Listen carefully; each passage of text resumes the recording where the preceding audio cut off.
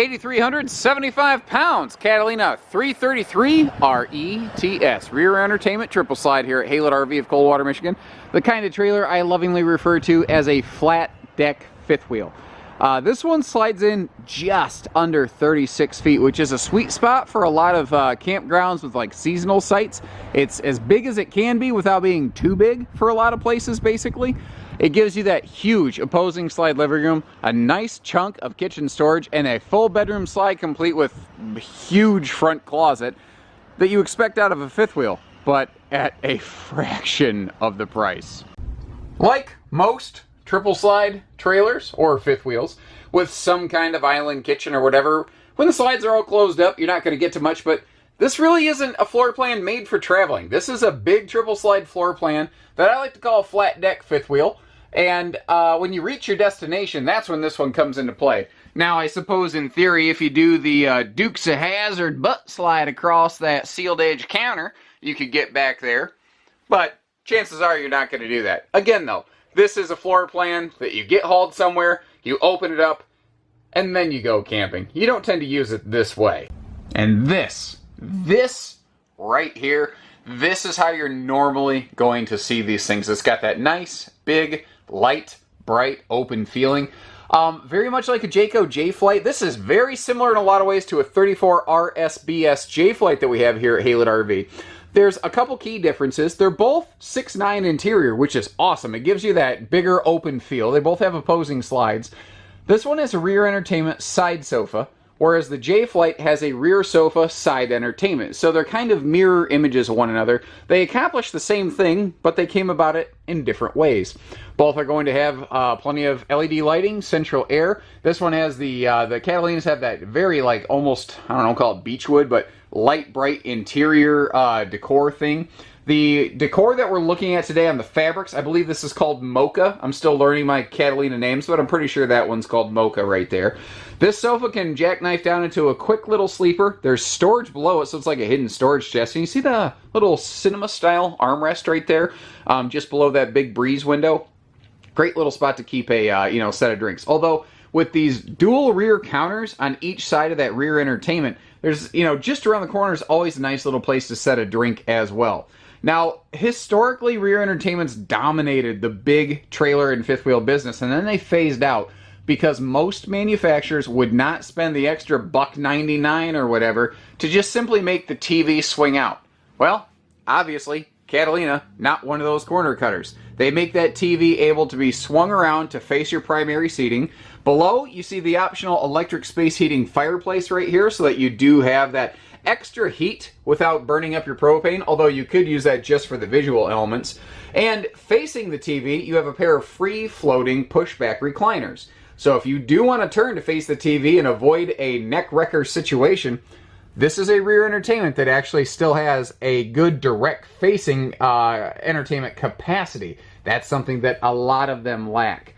Now, as we spin around here, there's a couple little secrets to be had that we'll see in a minute. Like at a glance, you see a very nice hardwood table and chairs, and that's not terribly uncommon in a layout like this.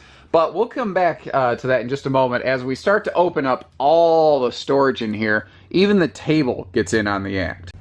And we're actually going to start over here above the sofa, because the sofa is part of the kitchen slide. Now, as we get up here, little details. I love that the cabinets are strutted so that they're self-supporting. You don't have to juggle them open with your head. And if you reach around those cabinet styles, which is that vertical cross member basically, the style is the box of the cabinet, you'll find pocket screws, not staples. This is built to hold up. And that's the thing I really like about these Catalinas. They do good things and use good materials where you're looking and also where you're not, such as the 5/8 tongue and groove plywood flooring that we're on. Now, it's easy to miss it, but that is a little bit larger refrigerator. That's a 7 cubic foot versus a more common industry 6. So I like to point that out. It doesn't look as big because the ceiling's taller. It's a bit of an optical illusion. And anywhere they possibly could, they put storage up in this thing. Like, a full pass-through cabinet overhead above your stovetop area. And note the easy reach appliance outlets around this one. Like back there in that corner, to me, that's coffee maker central, or griddle country, or whatever you want it to be.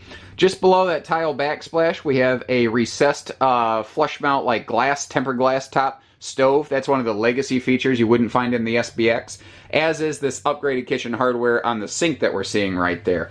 But as we look down below, they could have made that just a cabinet pocket below the oven, but they didn't.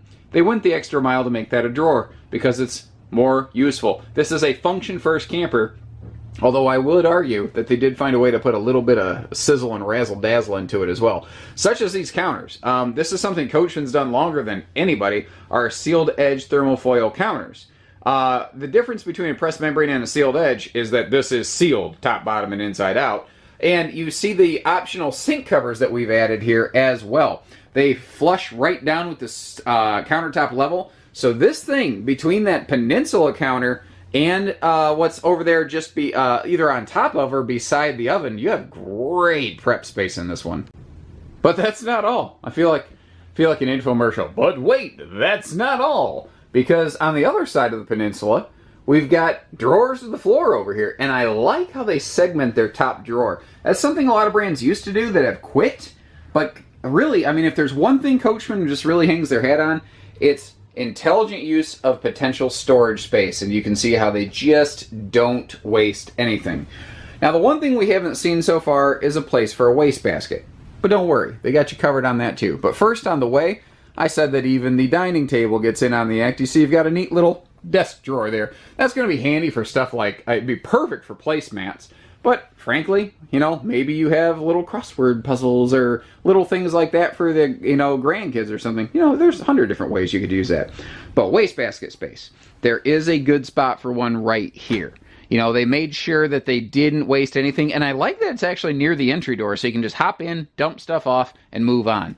Now, we didn't see it when the slides were closed. I simply mentioned it, but maybe I did. Maybe I didn't. I don't know. I meant to. Regardless, that's the bathroom door right there, and you notice that it's directly next to the main entry door. So these two are facing one another. Hey, how you doing? Nice to see you.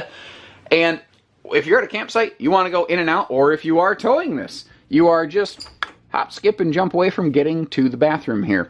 We, in the Catalina series, you'll find that every room has one switch main cabin lighting, which is really nice on a taller trailer like this one. So you've got an extra large mirrored vanity there, more of that sealed edge counter stuff. And you may have noticed we have a larger radius shower, not a travel trailer tub. So that's not only got more headroom for big folks like me, but also more elbow room for those folks, also like me, that have longer arms. The moving in here into the bedroom, this is one of the areas where I think that this is one of Catalina's most improved floor plans. When this floor plan first came out, I felt that the bedroom was dreadfully lacking of a couple real key features. And they have addressed every single one of those things that I thought it was missing. For instance, we now have nice little side stands on each side of this residential queen bed to give you a place to put CPAP machines. And if you've got one of those old big ones, remember guys, they do make little traveling CPAPs now that can fit on there. When this floor plan first came out, it was lacking bedside outlets, and you'll find outlets right next to both sides of the bed now. There is storage below the bed, and this floor plan is actually king capable. Just remember that you will have to sacrifice those side stands to accommodate that. Up front here, we have just wall-to-wall closet storage, and the thing is, it's deceptively big and deep. That's why I wanted to take a minute to actually get up here. And both sides of your front pass-through have, I don't know, I'll call it like a pseudo dresser, but some shelf organizer space where you can stack up some extra clothes that are of the folding variety versus only hanging clothes. Now, a common question I think we're going to get on this is it washer dryer ready? And no, it's not. That's not what this one's made for, but we have plenty of other similar trailers that are, if that's what you're seeking. But you notice how the floor of the closet does not match the floor of the trailer. That's because this camper still maintains a full front pass-through, which is something that bed slide trailers very often are lacking in. And they even include a handy little access door to get you down there. But directly across from here, this thing has some really good eye appeal. You get great visibility of your campsite. If you choose to add a TV in here to the bedroom, you got a direct facing entertainment. If nothing else, you got a great little phone charger slot there. And in this one, you see the extra electric space heating fireplace in the bedroom, always keeping your toes toasty and warm without ever, you know, burning up your propane. The look of these things is pretty sharp too. It's got a very modern, sharp color palette. I like the linear lines on the front, kind of makes it look like it's moving when it's sitting still. You have that extra thick painted aluminum nose sweep, so you know, you're not going to be subject to things like sun fading like an untreated fiberglass nose could possibly. Power tongue jack is just a standard thing on the Legacies, which it'll be nice if you do hitch up and tow this, although if you're at a campsite, it'll just make getting it leveled that first time, you know, a whole lot easier. We do have an enclosed underbelly on these to give you that little bit of extra protection, you know, both protecting it on the way to your destination from like road debris, but especially critters at your destination, or if it's going to just dip below freezing at night, you'll be covered. The centralized hookup station right here has one of the most hands-free, smart, easy, convenient features ever, and it's one of the simplest, least expensive things I've ever seen added to an RV. Catalina just took the extra little time and cost to put that extra little mount there for the handle of the outside shower to give it a hands-free convenience center. Kind of a nice little courtesy station right here next to all your hookups. You'll notice the aluminum fender trim that they have going on here. One of the things I like about that, if an RV is towed with frequency, I have seen some of the ABS plastic fender trim wobble from wind buffeting over time and potentially fail.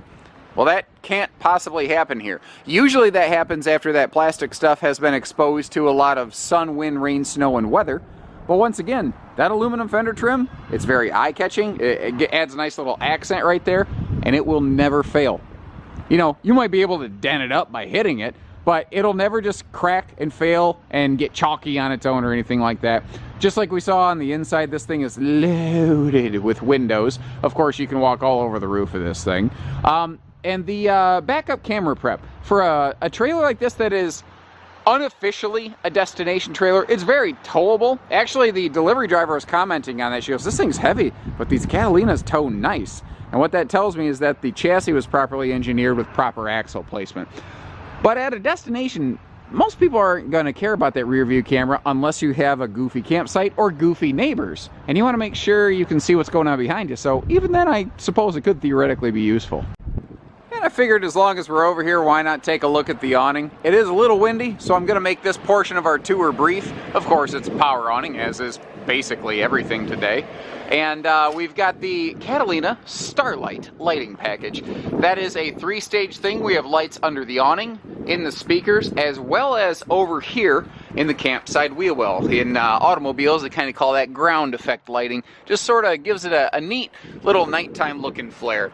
You see the optional upgraded LCI stable step right here with that taller top plank so that the whole camper doesn't rock and roll as you come in and out of the RV, and those adjustable feet pegs will marry up to basically any campsite. Outside TV hookups here right underneath the awning is also an excellent place for it. And again, door side windows wherever they could to always give this thing, you know, great visibility from within the RV. And all of that under 36 feet tip to tail, which opens up a lot of opportunities for a lot of seasonal campgrounds that have a 36-foot limit. They just snuck it in. So, if you like the look of her, give us a call. You could be looking at it in your campsite or, you know, driveway or backyard or wherever instead of on the computer or cell phone, as it were. So, give us a ring. We don't do hidden dealer fees, but we do hitching, pieces, parts, trades, finance, truck and trailer package deals, RV delivery thing, and everything else in between. And that's a good point. This is a big sucker.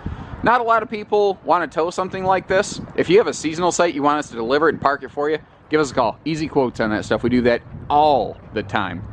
So take care, stay safe, have fun, and happy camping, everyone.